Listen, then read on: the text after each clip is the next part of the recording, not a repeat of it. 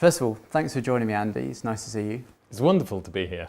Now, before we get stuck into the whole 4K UHD HDR abbreviation minefields, I thought we'd start off with the basics and go to SD and HD, which have been around for quite a while now. HD, of course, is the one that's dubbed the better of the two to watch. Why exactly is it that HD is supposedly better or perceived better on the television screen to watch? Okay, well, on the television screen you've got more pixels, more little dots that you can light up red, green and blue colours.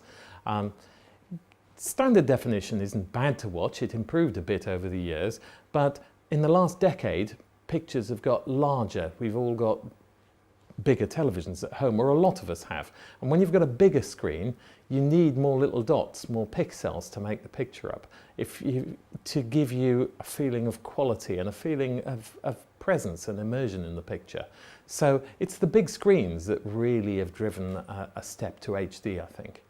Now, I mean, there are still many SD and HD televisions on the market to buy, but the term that's really hitting the headlines is 4K and UHD, and I think personally the manufacturers do a very good job, in fact, of mixing these two terms up and using them together with the whole 4K UHD televisions being advertised.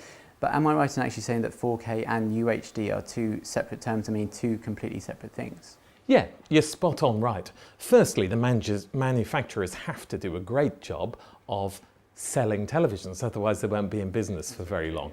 And most of them have decided that 4K is a good snappy title. If you're on the technical side, you need to know that 4K isn't the standard that we're broadcasting. 4K is a digital cinema standard, so it's what you see in the cinema. If you're shooting for cinema, you need to shoot in the DCI 4K standard. That was 4096 pixels across the screen. UHD, which is what we broadcast on TV, has 3840 pixels across.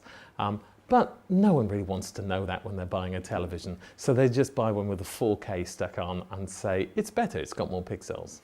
So broadly speaking, UHD is, the number of pixels in UHD is quadrupled from that in HD. Should viewers expect to perceive the same difference in the step up between HD and UHD as they saw between SD and HD? No, the laws of diminishing returns apply. So although it's got 4 times as many pixels, HD might have and probably has got enough pixels for most people most of the time on the typical size tellies we've got now. And a lot of people don't have a big enough lounge to get a bigger television in. So UHD pictures can look superb and may look a little better, but they won't stand out if all you've got, I think they won't stand out if all you've got is more pixels yet again.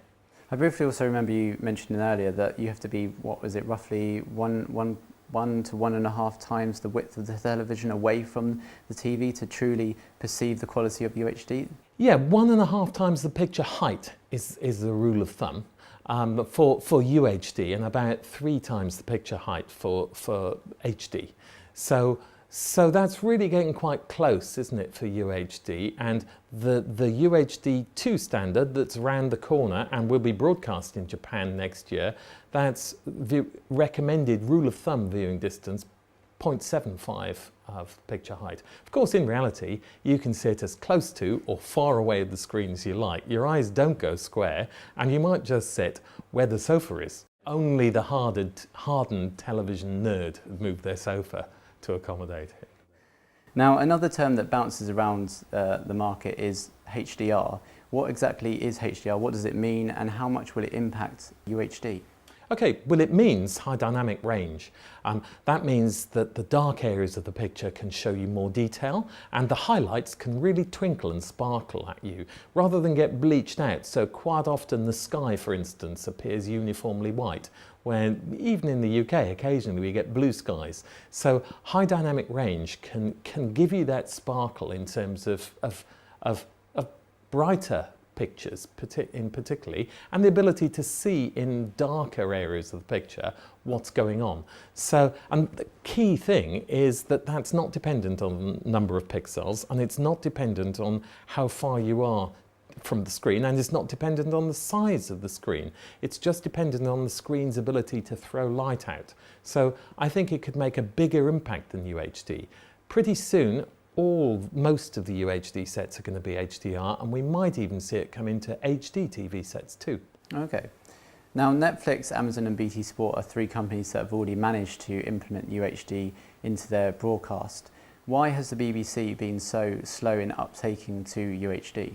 Well, sadly, like most state-funded broadcasters or licence fee-funded broadcasters, there's a clamp on the BBC's income.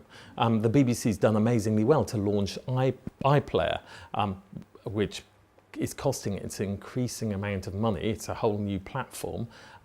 It can't afford to invest a huge amount in UHD yet. It hasn't even finished transitioning to HD, as you'll see if you go around English regions or watch a regional news programme. So the money's not there for the BBC to do it yet, and that's why people like Sky, people like BT in the UK can sell you a channel. If you can go out and buy a new UHD set and you've got the money left over in your pocket, BT, Sky will come along and say, subscribe to us, Netflix. We might see iPlayer with a little UHD content. It's been tested. Are we likely to see the BBC produce a UHD channel, or is a HDR channel more likely? And would that be on terrestrial television and satellite, or are we more likely to see that on the IP side? Yeah, well, I don't know, but I think HDR might be more likely first, and could have significant impact. Like I said, it might be more likely for the BBC because it has less impact and less cost in terms of the BBC's infrastructure. That's in the short term. I think in the longer term, to go into your point about IP, I think when the BBC does start getting into UHD, IP, as more or less we've already said it, is the way it's going to go.